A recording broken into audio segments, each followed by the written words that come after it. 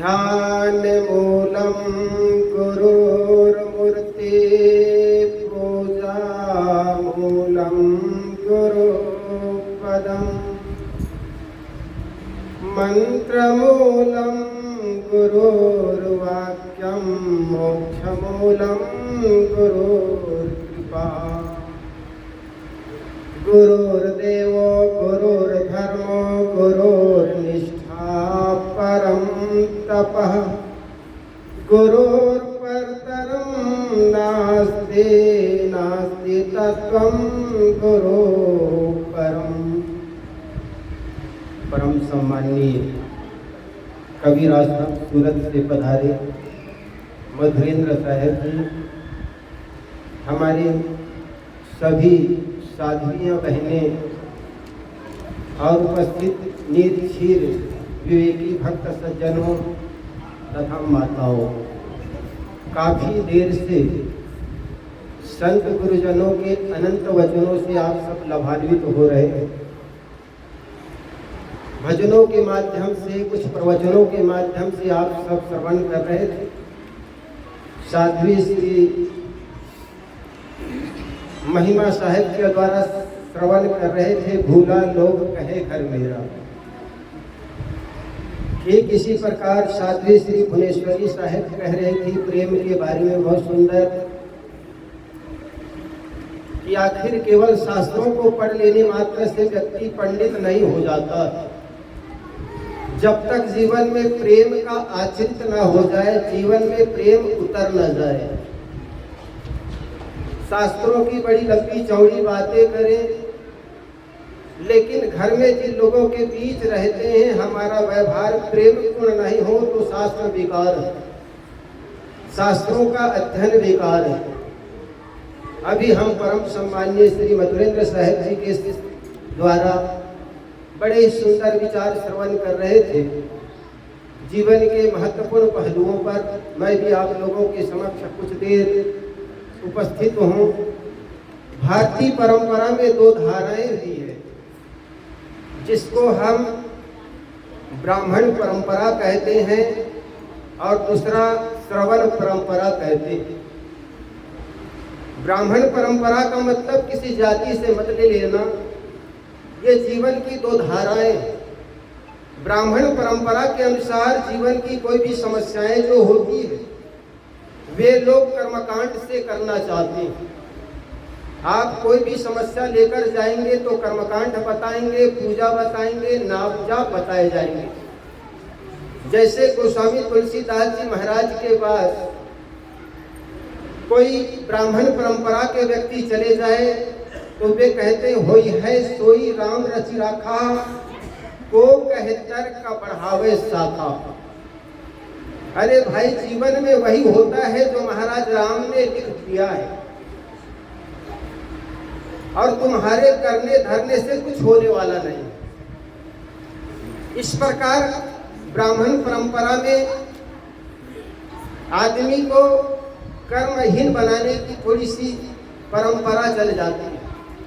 जब सब कुछ ही भगवान की कृपा से होना है तो आपको क्या करना है? तो आदमी आलसी हो जाता और सोचता है जब करने वाले वही है। जैसे कहा गया मुलुकदास महाराज ने, अजगर करे न चाकरी, पक्षी करे न काम, दास मल्लू का कह गए सबका दाता राम।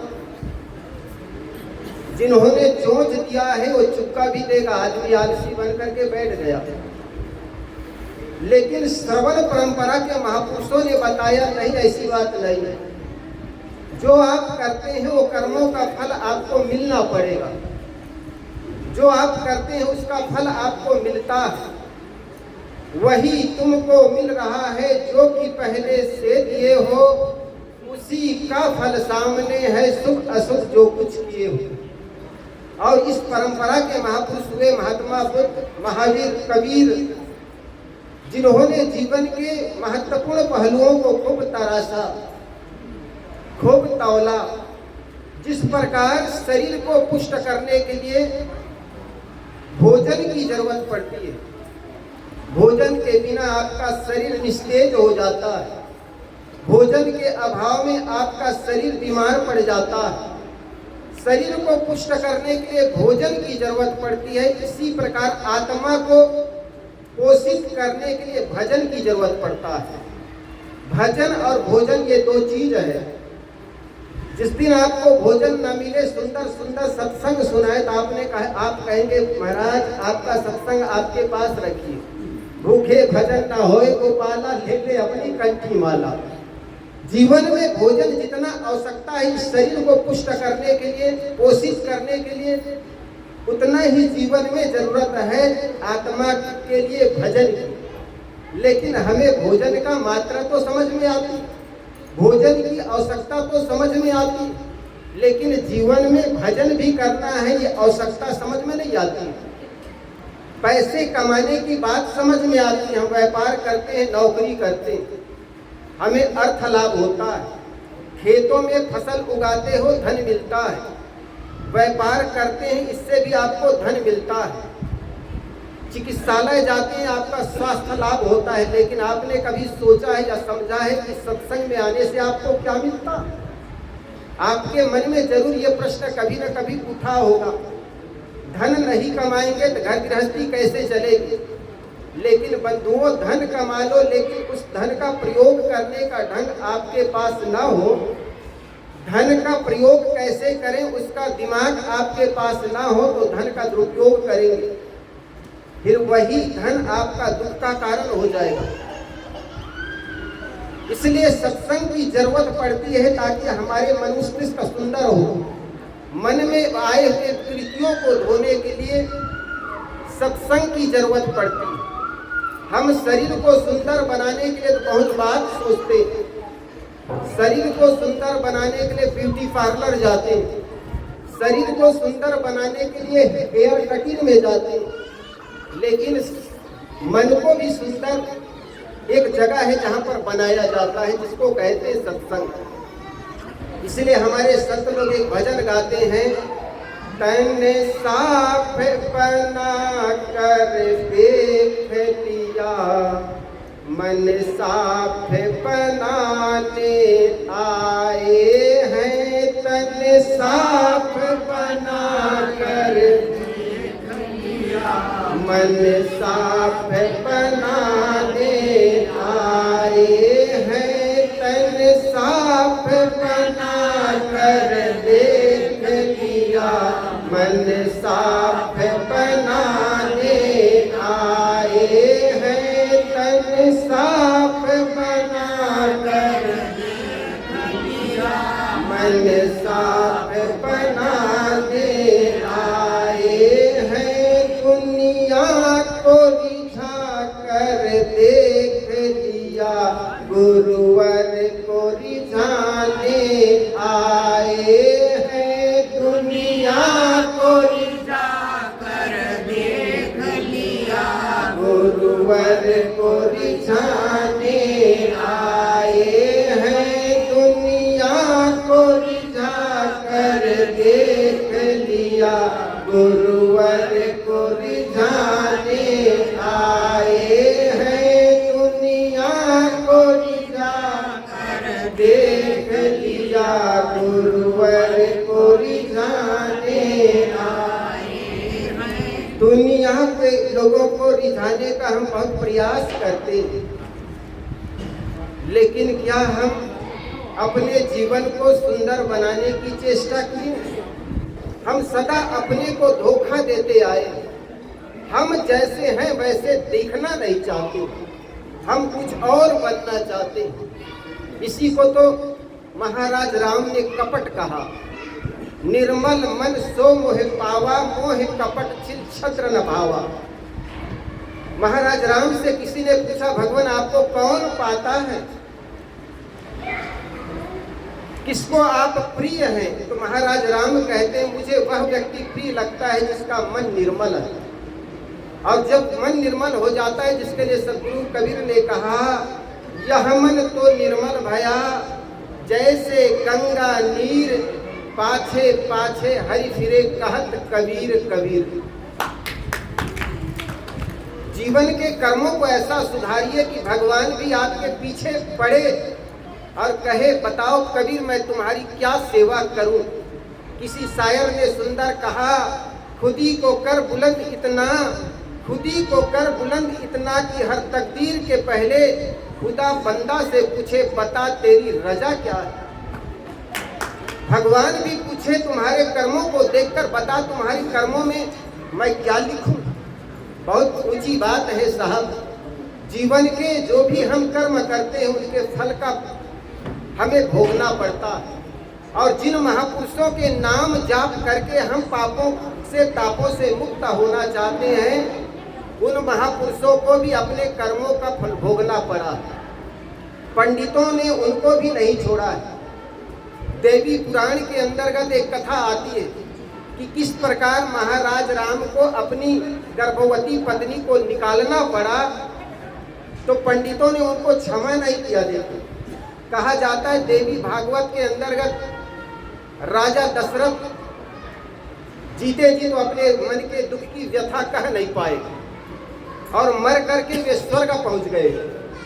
और स्वर्ग पहुंच गए तो वहां पर दुर्वासा ऋषि से मुलाकात हो गई। थोड़ा कथा सुना दूं आप लोगों को उसकी। जब दुर्वासा ऋषि वहां पर पहुंच गए जहां पर बड़े दुखी हालत में राजा दशरथ बैठा हुआ है, राजा दशरथ की स्थिति परिस्थिति को देख करके दुर्वासा ऋषि पूछने लगे, राजन क्या बात है, क्या कारण है, इतनी दुखी क्यों। तब राजा दशरथ कहने लगा, ऋषिवर आप तो जानते हैं मेरे पुत्र श्री राम जीवन भर सिवाय दुख के कुछ पाया नहीं।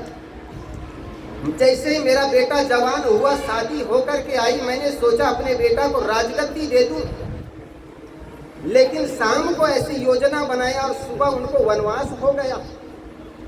और चलो वनवास होगा कोई बात नहीं, लेकिन वनवास में भी वो सुख चैन से नहीं रहे। वहां पर उनकी पत्नी हरी जाती, लक्ष्मण को शक्तिवान लगती है। और इसके बाद जैसे सीता को प्राप्त कर लिए, लेकिन उसको अग्नि परीक्षा से गुजरना पड़ती है। इतना ही नहीं, जब वो राजगद्दी पर बैठे तो गर्भावस्था अवस्था में सीता का निष्कासन हो जाता है। ये सब को देख करके चलो महाराज मानते हैं योग वियोग, लगन मुहूर्त, विधि निषेध ये सब मानते हैं, लेकिन महाराज मैंने उनके जीवन में ऐसा कोई कर्म नहीं देखा जिसके चलते उनको ये सब भोगना पड़े। तब दुर्वासा ऋषि कहते हैं, राजन आप जो महाराज राम के जो जीवन को देखते हो केवल वो त्रेता युग का ही जीवन को देखते हैं, लेकिन उसके जीवन के अगले पड़ाव को देखिए, पिछले पड़ाव को देखिए। जब वे विष्णु थे, उनके जैसा कथा कहा जाता है, विष्णु अवतार में जब देव और दानव का युद्ध हो रहा था, और देव और दानव जिसको आप सुर असुर लड़ाई कहते हैं, देवासुर संग्राम कहते हैं। और देव और असुर क्यों लड़ते थे? सत्ता और संपत्ति को लेकर के। देव और दानव कोई राक्षस नहीं थे। दानव जिसके बारे में आप लोग सुनते हैं, बड़ी बड़ी आंखें हो, बड़े बड़े बाल हो, विकराल चेहरा हो, ऐसा कुछ नहीं था, बल्कि देवता और दानव दोनों भाई थे। ऋषि कश्यप के दो पत्नियां थी, एक दीति और द्युति। तो दीति के जो पुत्र हुए उसे आदित्य और देव पैदा हुए, उसको देव देव कहने लगे। लेकिन जो दीति से जो पुत्र हुए उसको दानव कहने लगे।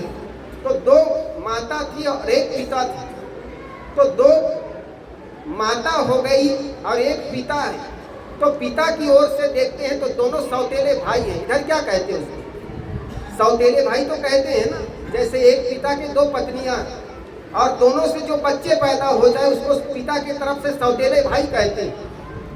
लेकिन माता की तरफ से क्या कहोगे? मौसेरे भाई। क्या कहते हो? कुछ तो बताओ, सुन रहे हो कि नहीं? समझ में आ रही है? माता की ओर से जो बच्चे होते हैं उनको मौसेरा भाई कहते हैं, लेकिन पिता की ओर से उनको आप सौतेला भाई कहते हैं। तो देव और दानव दोनों भाई थे, सगे भाई थे समझो। तो दैत्य जो थे द्युति के पुत्र थे और दानव थे द्युति के पुत्र, और दैत्य थे वो अदिति के पुत्र। आदित्य कहते हैं सूर्य को, और देवपुत्र और दानव पुत्रों के बीच सत्ता और संपत्ति की लड़ाई होती थी। तो देवासुर संग्राम जब हो रही थी तो सारे देवता डरपोक थे। डर करके विष्णु के पास गए तो विष्णु अपना चक्र हिलाते हुए आगे आए। तो जो दो दैत्य थे वो दौड़े जंगल की ओर। जब ये मैं ऐसी बनाई हुई किस्सा कहानी नहीं कह रहा हूँ, पंडितों के लिखी हुई भागवत कथा में श्रीमद् देवी पुराण के अंतर्गत लिखी गई है। देवी पुराण के अंतर्गत लिखी गई है। पंडित दो कामों में बड़े होशियार होते हैं, एक तो भगवान बनाने में, दूसरा कथा लिखने में। अब वो सत्य है कि नहीं है मैं नहीं जानता हूँ, लेकिन ऐसी लिखी गई है। मध्य प्रदेश में एक बताऊं एक घटना, किस प्रकार देवता बनाने या भगवान बनाने में ये होशियार होते हैं। मध्य प्रदेश में एक दानापुर एक जिला है, कोई जगह बीजापुर नाम का। बीजापुर में नंदगांव एक जगह है। वहां पर एक कुत्ता पागल हो गया, और कुत्ता पागल हो जाता है तो आप जानते हैं वो चक्कर लगाता है। कुछ पागल ढंग के लड़के उसको दौड़ाए तो जाकर के हनुमान जी के मंदिर में, जैसे यहाँ पर है, हनुमान जी के मंदिर में चले गए और कुत्ता उनका चक्कर लगाने लगे। अब कोई और जगह तो थी नहीं कि वो कहीं पर और चला जाए, लेकिन हनुमान जी के मंदिर के में अंदर जब घुसा तो अंदर घुस करके हनुमान जी के ही चक्कर लगाने लग गए। ये सच्ची घटना है, कोई बनाई हुई बातें मैं नहीं कह रहा हूँ। हनुमान जी के चक्कर लगाने लग गए जो कुत्ता। तो 2 दिन देखे, 3 दिन देखे, लोगों में ऐसी अफवाह फैल गई कि ये कुत्ता भी हनुमान जी के चक्कर लगा रहे हैं। लोगों में बड़ी भावना जग गई।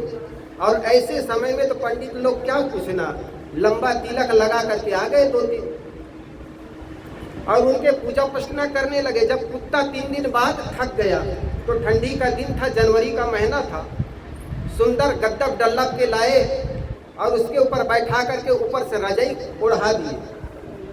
अब रजाई ओढ़ा दिए तो लोग, वो पंडित जो आए 3 लोग, खूब छापा तिलक लगा करके उनका पूजा करने लगे। जब पूजा करने लग गए तो कुछ लड़के जो आए वो सोशल मीडिया के माध्यम से फेसबुक में डाल दिए। तो फेसबुक में डाल दिए, 10-15 के दिन के अंतर्गत 25,000 लोगों की भीड़ लग गई। और ऐसी माताएं जो आप सब अधिक दुख के मारे रहते हैं ना, जा करके ढोक लगाने लग गई। जा करके ढोक लगाने लग गई। तो वो माताओं की दुख मिटे या न मिटे, वो 5 पंडित जो बैठे थे उनकी जीवन की गरीबी दूर हो गई जरूर। उसको कहने लगे कुत्तेश्वर भगवान पैदा हो गया। भगवान ऐसे पैदा होता। तो कहने का मतलब मैं कह रहा था, पंडित एक तो ज्ञान उनके पास होते हैं, वे कथा बनाने में बड़े महारथी प्राप्त हुए, और दूसरा भगवान बनाने में। तो इस प्रकार वे कथा बनाए। 2 राक्षस दौड़े दौड़े जब जंगल की ओर भागे तो भगवान विष्णु अपना चक्र लेकर के दौड़ाए। ये देवी पुराण के अंतर्गत लिखा गया है। जब भगवान उसको दौड़ाए तो दौड़ते दौड़ते एक पर्णकुटी दिखाई पड़ी, जहाँ पर ऋषियों की कुटी थी। वहाँ पर एक देवी ऋषि की पत्नी विराजमान थी। भृंगु ऋषि की पत्नी थी। बेचारी जीवन भर साधना की रही, तपस्या की रही थी और ऋषि पत्नी थी। उनके पैरों में दोनों राक्षस जाकर के पैर पड़े और कहने लगे कि देवी त्राहिमाम, हमारी रक्षा कीजिए। तो वो देवी ध्यान से उठ करके कहने लगे, क्या बात है, क्यों आए हो? वे कहने लगे, भगवान विष्णु हमारे पीछे कर रहे हैं और वे हमको मारना चाहते हैं। ऋषि पत्नी थी, वो सोची मेरे चरणों में कोई आदमी रक्षा करने मांगने आया है, भले ये दैत्य है लेकिन मेरे चरणों में आया है। तुम इस कुटिया में जाकर छुप जाओ, तुम्हारे भगवान भी बाल बाका नहीं कर सकता। जिनके अंदर में साधना होती है, वो साधना रत एक नारी भी कह सकती है कि मेरे में अगर तप हो तो तुम्हारे बाल बाका भी नहीं कर सकती। वो नारी कही कि मेरे जीवन में अगर तपस्या है तुम्हारे, तुम मेरे चरणों में आए हो तो मेरा दायित्व बनता है तुम्हारी रक्षा करना, और इस समय तुम्हारा भगवान भी बाल बाका नहीं कर सकता है, छुप जाओ। कहा जाता है ऋषि के कुटिया में वे छुप गए। दौड़े दौड़े पीछे से भगवान विष्णु आए, कहने लगे वो 2 राक्षस कहाँ है, बताओ अभी मारूं। तो देवी कहने लगी पहले ये तो बता तुम हो कौन। जैसे गांव के विधायक कोई तुम्हारे घर में आ जाए, कोई देवी आगे बढ़ के कहे पूछो कि कौन हो तुम, वैसे भगवान विष्णु को पूछने लगे वो ऋषि पत्नी कि बताओ तुम हो कौन। भगवान विष्णु कहने लगे देवी मुझे नहीं जानते, मैं विष्णु। कहे वही विष्णु जो विष्णु लोक वाले? हाँ हाँ वही विष्णु। तो देवी कहने लगी तुम्हारी विष्णु लोक में तुम्हारा ये दादागिरी चलेगी, ये हमारी संतों की कुटिया, ये ऋषि कुटिया है, ख्याल रखना तुम्हारे दादागिरी जो है तुम्हारे विष्णु लोक में चलेगा।